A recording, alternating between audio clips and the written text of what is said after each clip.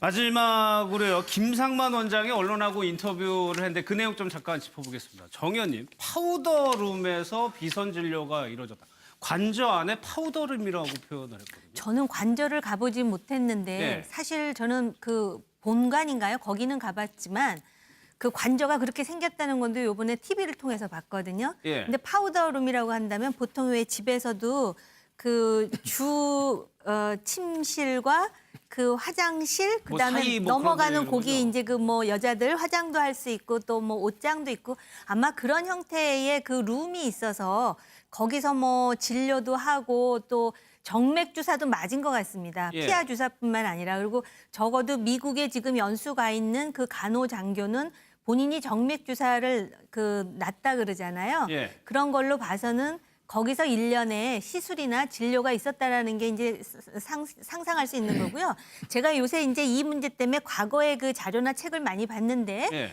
박정희 전 대통령께서도 관저에서 축농증 수술을 받았다는 기록이 나오더라고요. 아, 그러니까 관저에서? 웬만한 그런 정도의 아. 수술은 그러니까 서울대학병원에서 모든 기기를 가져와서 수술을 잘해갖고 대통령께서 아주 만족해 하셨다라는 얘기가 나오는 거 봐서는 박근혜 대통령도 혹시 제가 그 시술을 받았다는 단정은 아니지만 예, 예. 지금 뭐 여러 가지로 의사의 진술이나 증언을 볼 때 가능성은 열려 있다 이렇게 볼 수가 있는 것이죠. 크게 이상한 일은 이례적인 건 아닙니다. 아니라는 말씀이시죠? 예. 저는 이게 그 김상만 자문위하고요. 그다음에 간호장교 진술이 엇갈리잖아요. 예. 우리가 이게 법정 진술에는 두 개가 있습니다. 하나는 이게 자백이고 하나는 부인인데 자백은 이제 그 자기한테 불리한 걸 스스로 자백하는 게 자백이고요. 예. 그다음에 자기한테 유리하게 말하는 게 부인입니다. 그럼 이게 간호장교들은 부인하고 있어요. 근데 예. 이 김상만 저분은 어떻게 보면 자백이 가깝거든요. 저것도 이게 정보 누설 의료법 위반에도 가까워요. 제가 제가 뭐 인터뷰한 다툼이 내용을 있지만, 보면 예, 김상만 대통령 자문위도 이게 의사잖아요. 예. 근데 진료 내용을 계속 지금 공개하고 있지 않습니까? 이게 어떻게 비밀 누설에 가깝잖아요. 지금 예, 예, 물론 이게 친고죄이기 때문에 대통령이 고소해야만 예. 조사할 수가 있는 거예요. 친고죄이기 때문에 비밀 누설은. 예. 그러면 저는 이게 김상만 자문위의 진술을 신빙성 있게 보는 게 그분은 이게 자기한테 불리한 진술을 하고 있는 거예요. 자백에. 그런데 이 간호장교들은 자기한테 유리한 진술. 이게 부인입니다. 부인.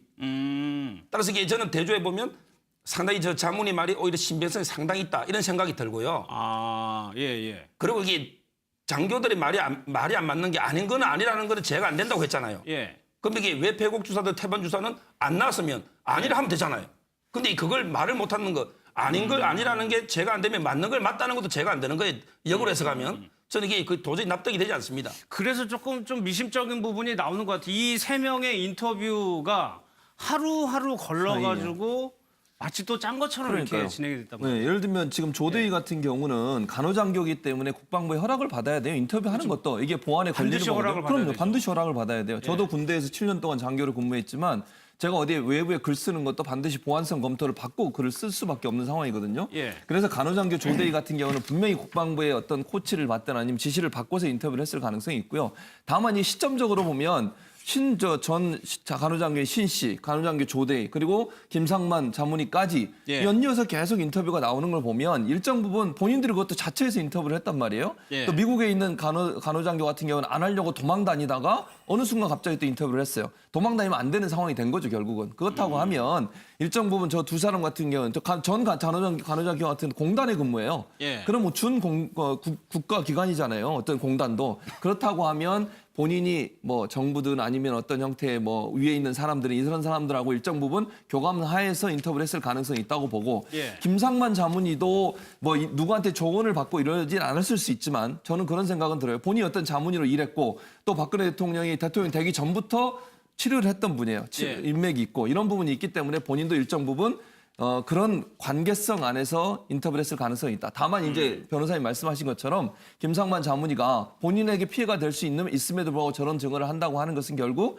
간호장교들이 더 진실이 아닌 부분을 얘기할 가능성은 충분히 있다고 볼 수 있죠. 다만 이 세 사람이 다 비슷한 시기에 논란이 되는 상황에 대해서 인터뷰를 지속적으로 했다고 하는 것은 예. 일정 부분 뭐 기획이라고까지 얘기할 수 있을지 모르겠지만 어떤 연관선상 안에 있는 행동이라고는 볼 수 있을 것 같습니다. 아까 이제, 서 변호사 얘기했듯이 저 김상만 저 자문위가 디테일하게 얘기를 해요. 대통령이 잠이 안 와서 수면제 약 이름까지 얘기하거든요. 그건 뭐 거짓말 하겠습니까? 또 대통령이 가려워서 했다는 건데 그 아토피가 있다고까지 얘기했어요. 어떻게 보면은 환자 비밀을 그냥 완전히 까놓는 건데 좀 현행법은 어떻게 될지 몰라도 저는 국방부 장관 한민구가 장관이 지난번에 한일 군사협정할 때는 솔선수범했거든요. 이번에도 자꾸 이렇게 숨기지 말고 그 장교시켜서 하지 말고 좀 솔직하게 좀 터놓고 경호실장 박홍렬 변호실장 이분도 장관급 아니에요.